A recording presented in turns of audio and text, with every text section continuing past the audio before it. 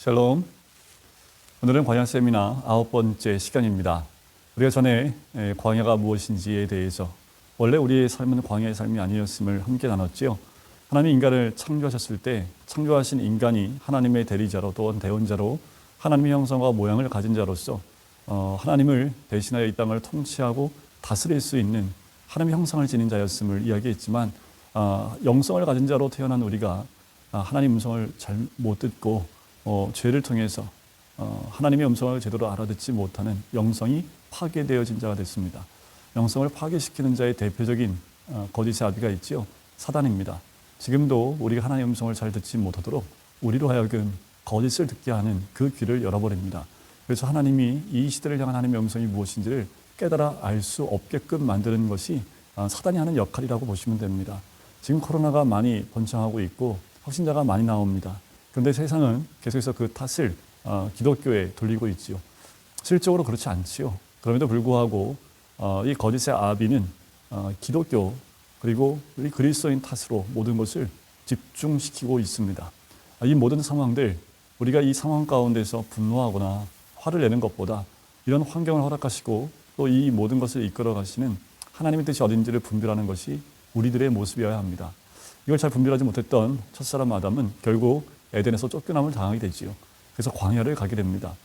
성경에 이 광야의 흐름도가 잘 나와 있었지요. 그것을 함께 나누었습니다. 더 나아가서 성경에 나와 있는 대표적인 인물들을 통해서 그 인물들이 걸었던 그 광야가 어떤 것인지 함께 짧게 나눴습니다. 아브라함의 광야를 봤고요. 또 야곱의 광야를 봤습니다. 야곱 하면 왠지 정이 가는 것은 우리들의 모습과 너무도 비슷하기 때문이겠지요. 또 마지막 요셉의 광야를 함께 보았습니다. 그 요셉은 우리가 정말 닮아가다의 모습이 아닐까라는 생각이 들어요. 굉장히 혹독한 광야를 걷지만 그 광야를 잘 통과했던 사람 가운데 한 사람입니다. 우리가 또 한 번 봐야 될 사람이 다윗인데 다윗은 나중에 시간이 되면 한번 더 나눠보도록 하겠습니다. 오늘부터 나누려고 하는 광야는 이스라엘 민족이 걸었던 광야입니다. 이 광야의 흐름을 보면 우리가 걷는 광야의 과정과 너무도 흡사합니다. 하나님이 이스라엘 민족을 광야로 40년 동안 데리고 가신 것, 그리고 가나안이라는 목적지를 두신 것, 그 모든 여정들이 결국 우리를 위해서 준비하신 것이다라는 생각이 듭니다. 그래서 제가 지금 도표를 하나 보여드릴 텐데 그것을 보면 이 광야의 구도가 너무도 정확하게 잘 나옵니다. 자, 애굽에서부터 나와서 홍해를 통과하지요. 첫 번째 광야에 들어서고 그리고 시내산에 도착을 합니다. 자, 시내산에서 또한 그 이어서 광야, 두 번째 광야를 통과하게 되지요. 그 요단강을 건너서 가나안에 들어가게 됩니다. 자, 이 여정, 이 광야를 통과하는 이 이스라엘 민족의 광야의 여정이 우리와도 너무나 비슷하고 또 이것은 대표적으로 이스라엘 민족을 통해서 우리에게 이 광야의 지도를 보여주고 있다라고 보시면 되겠습니다. 이 광야를 통과하면서 이스라엘 민족을 젖과 꿀이 흐르는 땅으로 보내시는 거지요. 그래서 가나안 땅에 들어가게 하시는 하나님의 손길을 봅니다. 근데 우리가 잘 알고 있듯이 애굽에서 나올 때의 모습을 우리가 아마 기억하실 겁니다. 애굽에서 나와서 홍해를 건너기까지 또 홍해를 건넌 이후에 그리고 시내산에 도착했을 때에도 그리고 시내산에서 출발하여 이제 가나안까지 들어가는 그 여정 가운데 그 모든 것들이 성경에 여러 가지 사건으로 잘 등장하고 있습니다. 자, 성경에서 보면 출애굽기에 보면 1장부터 11장까지가 애굽에서 나오는 여정, 애굽에서 어떻게 출애굽을 하게 되는지에 대한 내용이 등장하고 있다면 12장부터 이제 출애굽해서 19장까지가 시내산 도착하기 전까지의 광야의 삶, 홍해를 건너고 그 다음에 광야의 첫 번째 삶을 보게 됩니다. 그리고 19장부터 이제 시내산에 머물게 되지요. 거기서 머물러서 하나님의 음성을 듣고 율법을 받고 십계명을 받는 그 과정들, 그것이 레위기를 지나서 민수기 10장까지 연결이 됩니다. 그 이후에 이제 시내산에서 출발을 하지요. 시내산에서 출발을 해서 가나안까지 가는 여정이 민수기 10장 이후 후반부에 등장을 합니다. 그리고 가나안 땅을 바라보고 이제 신명기를 쓰는 것이 모세의 신명기이지요. 가나안 땅에 들어가지 못하고 그 가나안 땅에 들어가는 이스라엘 민족에게 편지와 같은 세 편의 설교를 하는 것이 신명기입니다. 그러니까 엄연히 말하면 이 광야를 애굽에서 나와서 가나안 땅에 들어가는 여정을 기록하고 있는 것은 출애굽기와 민수기다라고 보시면 되겠지요. 자, 오늘은 간단하게 이스라엘 민족이 애굽에서 이제 출애굽하는 과정들을 함께 봅니다. 여러분, 광야를 통과할 때는 그 광야를 인도하는 리더가 있습니다. 개인의 광야도 있지만 민족의 광야도 있지요. 하나님이 특별히 이 이스라엘 민족을 광야로 인도하기 위해서 죄송합니다. 한 사람의 리더를 준비시키지요. 우리 출애굽기 1장에서부터 나오는 모세의 모습을 봅니다. 2장에 출생했던 모습, 그리고 왕궁에서 40년 동안의 삶이 등장하지요. 거기서 이 애굽에서 40년 동안의 그 삶을 통해서 모세를 여러 가지 많은 교육을 받게 합니다. 모세는 그 교육을 받는 이유가 무엇인지 알았을까요? 몰랐을까요? 알았습니다. 자기는 이스라엘 민족의 리더로 준비되는 과정이라는 것을 모세는 알고 있었던 거지요. 기회를 보고 있었습니다. 그래서 그 기회를 포착하고 이제 이스라엘 민족의 리더로 서려고 했지만 그것은 하나님의 뜻이 아니라 모세 개인의 생각과 뜻이었고 그 시기였습니다. 무엇은 정확했습니까? 모세를 세우기를 원하는 것은 하나님 뜻 맞습니다. 하지만 이 모세가 몰랐다는 것은 하나님의 때가 언제인지 몰랐고 또 자기가 얼마나 준비되어져 있는지도 몰랐다는 거지요. 이스라엘 민족 전체의 리더로 세우기 위해선 지식만 가지고는 안 된다는 겁니다. 하나님은 애굽 왕궁에서 40년 동안의 훈련을 받게 하시지요. 그건 세상 훈련입니다. 세상에서 배울 수 있는 많은 훈련을 받게 하지요. 우리 자녀들이 이 땅 가운데서 공부하고 또 훈련 받는 것, 세상 가운데서 지식을 얻는 것에 덩어리 하면 안 됩니다. 최선을 다해야 되지요. 그런데 하나님이 원하시는 것은 거기서 멈추는 게 아니지요. 하나님의 리더는 지식으로만 되어져 있지 않습니다. 그래서 모세를 하여금 40년 동안 광야 생활을 하겠습니다. 그게 미디안 광야지요. 40년 동안 미디안 광야에서 무슨 훈련을 받았는지는 정확하게 나와 있지 않습니다. 하지만 양을 치는 모습을 통해서 하나님이 광야를 이 모세를 하여금 40년 동안 돌게 하셨다는 것을 우리는 짐작할 수 있습니다. 실제로 하나님이 원하셨던 광야 학교에 40년 동안 모세를 다시 집어넣지요. 40년 동안에는 자신감과 그리고 리더십과 그 모든 지식과 자신감을 가지고 훈련을 받았지만 이 하나님이 보내신 광야 훈련소에서는 그 모든 것이 다 빠져나가는 시간이었습니다. 자신의 자신감이나 자신이나 자기가 원하는 것들이 다 빠져나가고 하나님이 원하시는 것으로 채워지는 때, 그리고 자기 자신이 완전히 바닥까지 내려가는, 이제 하나님을 온전히 믿고 따라가는 그 과정들, 그것이 40년 동안의 미디안 광야를 하나님이 걷게 하셨던 가장 큰 이유이지요. 40년 동안의 그 광야가 있었기 때문에 어쩌면 이스라엘 민족을 40년 동안 이끌어낼 수 있지 않았을까. 또 광야를 이미 걸었던 모세이기 때문에 대처할 수 있었고, 또 하나님의 음성이 듣는 것이 무엇인지를 밝히 알았던 사람이 모세입니다. 그렇게 모세를 준비시킵니다. 여러분, 우리 인생 가운데도 마찬가지입니다. 우리의 인생 가운데 우리의 광야를 지나갈 때에 여러분들 그 광야를 인도할 수 있는 리더들이 분명히 주변에 있습니다. 중요한 것은 그 리더들의 소리에 우리가 들을 수 있는 귀가 있고 또 볼 수 있는 눈이 열리는 것이 무엇보다 중요하지요. 자, 모세가 하나님 부르심에 따라서 출애굽기 3장에서 3장과 4장에서 결국 이스라엘 민족의 리더로 세워집니다. 그리고 이 모세를 애굽 왕에게 보내지요. 바로에게 보내서 이스라엘 민족을 데리고 나오는데 10가지 재앙을 허락하십니다. 자, 1장부터 11장까지는 이스라엘 민족을 데려 나와야 되기 때문에 하나님이 이스라엘 민족에게 맞춰주시는 장이 이 1장부터 11장까지입니다. 눈높이를 이스라엘 민족 눈높이에 맞추세요. 그건 뭐예요? 전적인 하나님의 은혜입니다.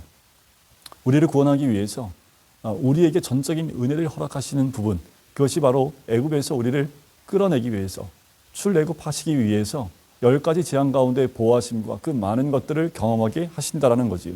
자, 여기서 10가지 재앙의 의미가 뭘까요? 그것은 우상 파괴입니다. 7장부터 12장까지 내용의 그 10가지 재앙이 나옵니다. 이 10가지 재앙은 애굽에 있는 신들입니다. 더불어 왜 이 신들을 재앙을 합니까? 왜 10가지 재앙을 통해서 이 애굽의 신들, 우상들을 재앙을 내립니까? 그 이유는 애굽 사람들에게 하나님의 살아계심을 보이려고 한 것뿐만 아니라 이스라엘 민족이 400년 동안의 애굽 삶 가운데서 자연스럽게 그들도 이 애굽의 우상을 섬기는 그런 삶을 살고 있었다라는 거예요. 어떻게 알 수 있습니까? 시내산에 내려갔을 때 거기서 송아지 우상을 만들어내는 것을 보면 알 수 있지요.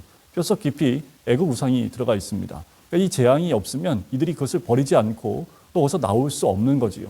결국 이 재앙은 이스라엘 민족을 위해 하나님이 예비하신 준비하신 재앙입니다. 세상은 심판이지만 이스라엘 민족에게는 구원의 길로 나올 수 있도록 그 심판을 보고 주께로 돌아올 수 있도록 만든 재앙이라는 거지요.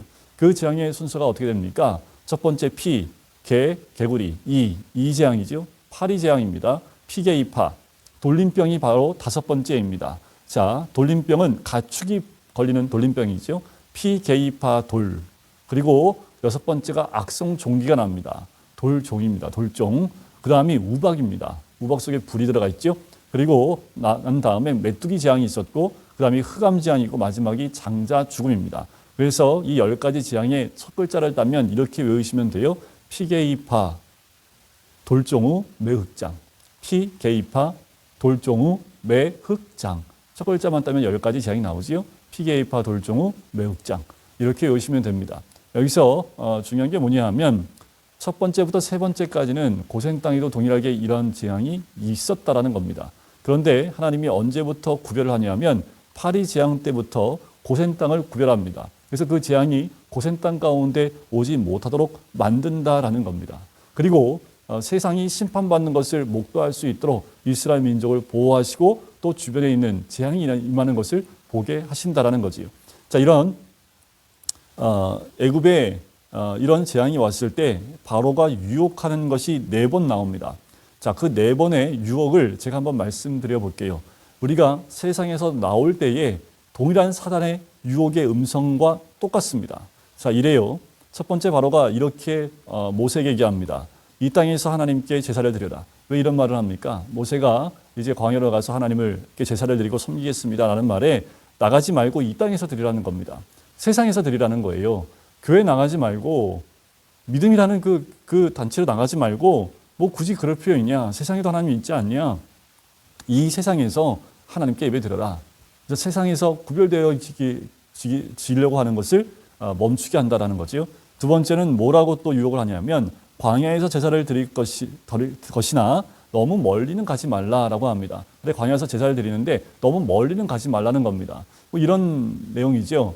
그래 교회 가도 괜찮아. 그런데 너무 그 믿음에 빠지지 마. 너무 교회 깊이 들어가지 마라고 이야기하는 겁니다. 또 그것도 듣지 않으니까 세 번째로 이렇게 유혹을 합니다. 너희 장전만 가서 여호와를 섬기라라고 얘기합니다. 그 말은 뭐예요? 애들은 놔두고 너희 장전만 가서 섬기라는 거예요. 그러니까 이 말은 뭐예요? 너만 신앙 갖고 있고 자녀들에게 놔두라는 거예요. 자녀들에게까지 제사를 드리고 하나님을 섬기고 또 믿음 가운데 나가도록 하지 말라는 거지요.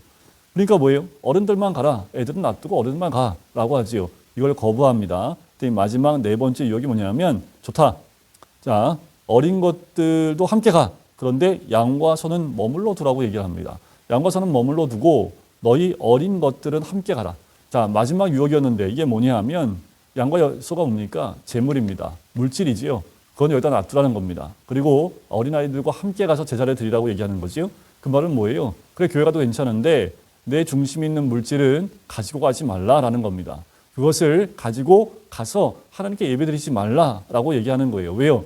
물질이 있는 곳에 우리의 마음이 있기 때문에 물질을 두고 가라고 얘기를 합니다.